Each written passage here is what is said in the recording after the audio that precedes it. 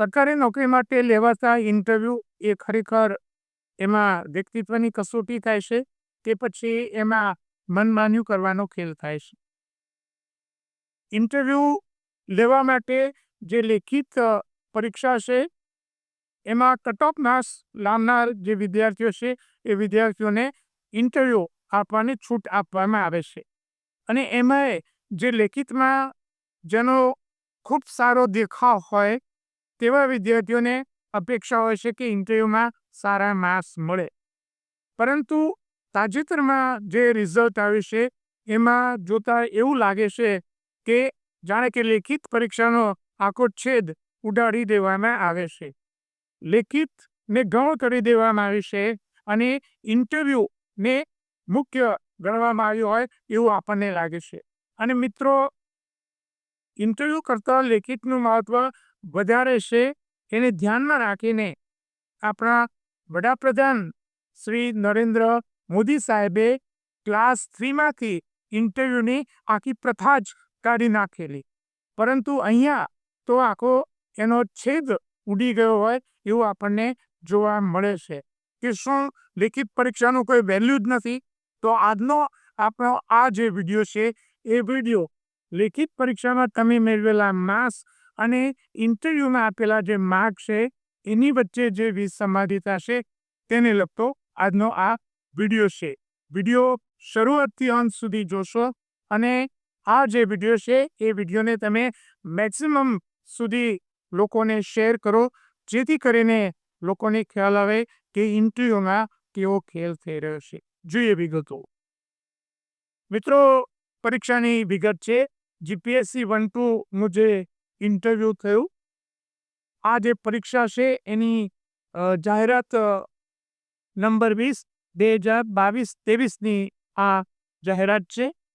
લેખિત પરીક્ષા 19 ફેબ્રુઆરી 2024થી 24 ફેબ્રુઆરી 2024 સુધી લેવાઈ અને તે માટે ઇન્ટરવ્યૂ 12 ફેબ્રુઆરી 2025થી 12 માર્ચ 2025 દરમિયાન લેવાયા અને એનું ફાઇનલ રિઝલ્ટ 19/3/2025ના રોજ આવ્યો. 727 ઉમેદવારોએ ઇન્ટરવ્યૂ આપ્યા અને તેમાંથી 102 જણાનું સિલેક્શન થયું. મિત્રો, લેખિતના માર્ક્સ અને ઇન્ટરવ્યૂના માર્ક્સ તમે અહીંયા ધ્યાનથી જુઓ.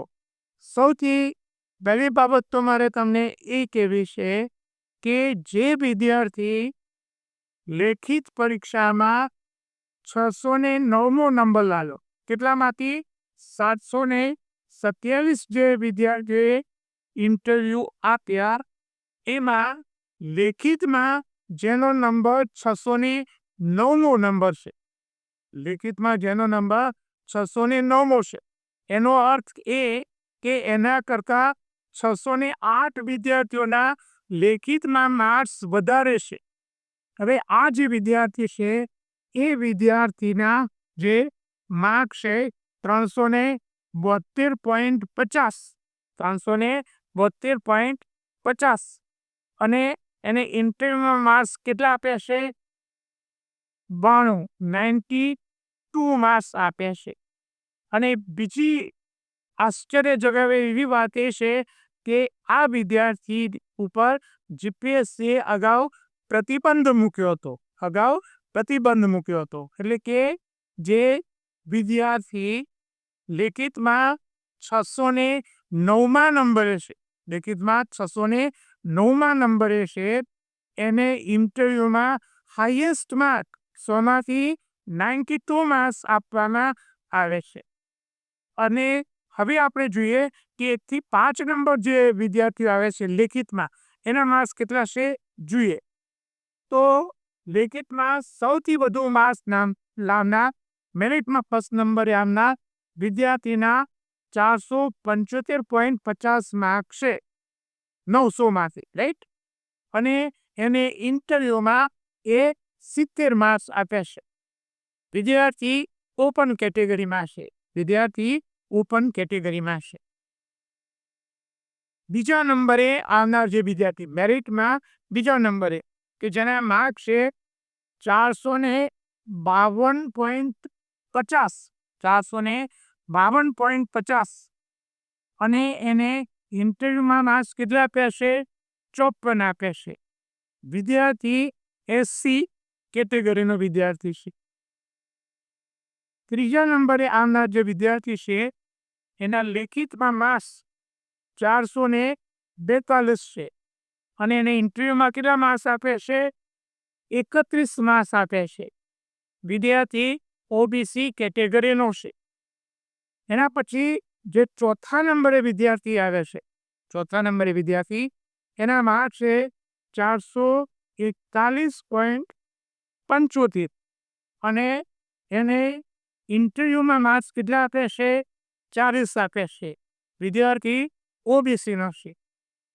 પાંચમા નંબરે આવનાર જે વિદ્યાર્થી છે એના 441 માર્ક્સ છે 900 માંથી અને એને ઇન્ટરવ્યુમાં કેટલા માર્ક્સ આપે છે? 55 અને એ એસસી કેટેગરીનો છે. મિત્રો, અહીંયા એક ખેલ જો આપણે એ અંગેનો પણ એક વિડીયો બનાવવાના છે કે એસસી, એસટી અને ઓબીસી કેટેગરીના શું બધા જ વિદ્યાર્થીઓ ના ઇન્ટરવ્યુ વીક ગયા છે? ઓપન અને જનરલ જે વિદ્યાર્થીઓ છે તેમના બધા જ વિદ્યાર્થીઓ જે પાસ થયા છે એવા વિદ્યાર્થીઓની વાત કરીશું, એમના બધાના ઇન્ટરવ્યુ સારા ગયા છે? તમે અહીંયા વિચાર કરો કે જે વિદ્યાર્થી અહીંયા સેકન્ડ નંબરે આવે છે અને એ એસસી કેટેગરીનો છે એટલે એને 54 માર્ક છે. 442 સાથે ત્રીજા નંબરે આવનાર વિદ્યાર્થી એ ઓબીસી કેટેગરીનો છે, એને ઇન્ટરવ્યુમાં માત્ર 31 માર્ક્સ. એ જ પ્રમાણે ચોથા નંબરે 441.75 માર્ક્સ લાવનાર વિદ્યાર્થીને 40 માર્ક્સ, જે ઓબીસી કેટેગરીનો વિદ્યાર્થી છે, અને 441 માર્ક્સ સાથે આવનાર એસસી કેટેગરીના વિદ્યાર્થીઓને 55 માર્ક્સ આપવામાં આવ્યા છે. મિત્રો, આપણે એનો એક અલગ વિડીયો બનાવવાના છીએ કે as compare to open end EWS S students, કે જે ઓપન અને ઈડબ્લ્યુએસ વિદ્યાર્થીઓ છે એની તુલનામાં જે ઓબીસી, એસસી અને એસટી કેટેગરીના જે વિદ્યાર્થીઓ છે એને લેખિતમાં માર્ક્સ ઓછા આપવામાં ઇન્ટરવ્યુમાં માર્ક્સ ઓછા આપવામાં આવ્યા છે. જે વિદ્યાર્થીઓ લેખિતમાં ખૂબ સારું પરફોર્મન્સ કર્યું છે એમને ઇન્ટરવ્યુમાં માર્ક્સ ઓછા આપ્યા છે. અને સૌથી આશ્ચર્યજનક વાત એ છે કે 609મા નંબરે જે લેખિતમાં આવે છે એને હાઈએસ્ટ 92 માર્ક્સ આપ્યા છે, કે જેના વિશે જીપીએસસીએ એ સ્ટુડન્ટ ઉપર અગાઉ પ્રતિબંધ લગાવ્યો હતો. મિત્રો, આજના જે ઇન્ટરવ્યુની જે વિગતો છે એ વિગતો કઈ કાનૂની જોગવાઈઓ હેઠળ એ અયોગ્ય છે એની વિગત આપણે જોઈશું. કે આર્બિટ્રરી એન્ડ ડિસ્ક્રિમિનેટરી માર્કિંગ, કે જે માર્કિંગ જે એમને કર્યું છે એ વિરોધાભાસી છે અને તફાવત ઊભું કરે એવું છે. The highest scorer in the interview 92 awarded a candidates who barely passed the main exams. આપણે જોઈશું કે જે વિદ્યાર્થી મુખ્ય પરીક્ષામાં 372.5 માર્ક્સ લાવ્યો છે, જેનો રિટર્નમાં મેરિટમાં 609મો નંબર છે, એને સૌથી વધુ માર્ક્સ 92 માર્ક્સ આપવામાં આવ્યા છે. Such high interview score 92 is inconsistent with the candidates return performance, કે જેમને લેખિતમાં સારું પરફોર્મન્સ કર્યું છે એવા વિદ્યાર્થીઓની સાથે એ અન્યાયકારી છે. એનું લેખિતમાં જે પરફોર્મન્સ છે એ અન્ય વિદ્યાર્થીઓ કરતાં ખૂબ જ વીક હોવા છતાં એને 92 માર્ક્સ આપ્યા છે. એના કરતાં 608 વિદ્યાર્થીઓના લેખિતમાં માર્ક્સ વધારે છે, છતાં 609મા ક્રમાંકે લેખિતમાં આવનાર વિદ્યાર્થીઓને 92 માર્ક્સ આપવામાં આવે છે. ડિસ્ક્રિમિનેટરી ટ્રીટમેન્ટ આ ભેદભાવપૂર્ણ વર્તાવ છે વિદ્યાર્થીઓની સાથે. આર્ટિકલ 14 બંધારણની જે કલમ નંબર 14 છે, ઇક્વાલિટી એન્ડ ફેર ટ્રીટમેન્ટ, બધાને સાથે ન્યાયપૂર્ણ અને સમાનતાપૂર્વક જે વર્તાવ છે એનો આ ભંગ કહી શકાય. બીજું, the interview should focus on evaluating personality, not used as a means of arbitrary grading. Interview છે એ વ્યક્તિની પર્સનાલિટી માટે, એની ચકાસણી માટે હોવું જોઈએ, કે આર્બિટ્રરી ગ્રેડિંગ, જે વિરોધાભાસી ગ્રેડ ઊભો કરવા માટે ન હોવું જોઈએ. અને મિત્રો, judgement in Union of India versus SS Umrania 1986 supreme કોર્ટનો એક આ જે ચુકાદો છે એમાં આ વાત કરવામાં આવી છે કે ઇન્ટરવ્યુમાં જે ડિસ્ક્રિમિનેટરી પ્રેક્ટિસ કરવામાં આવે છે, ભેદભાવપૂર્ણ જે વર્તાવ કરવામાં આવે છે એ ન થવું જોઈએ, એનો આ ભંગ છે.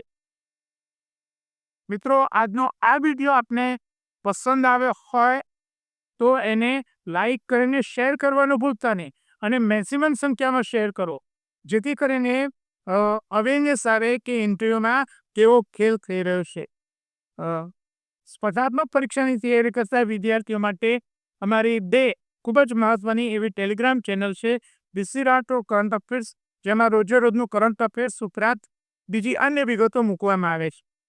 બીજી જે ટેલિગ્રામ ચેનલ છે ગૌરવવંતી ગુજરાતી, જેમાં ગુજરાતી ભાષા, સાહિત્ય અને વ્યાકરણને લગતી પોસ્ટ મૂકવામાં આવે છે.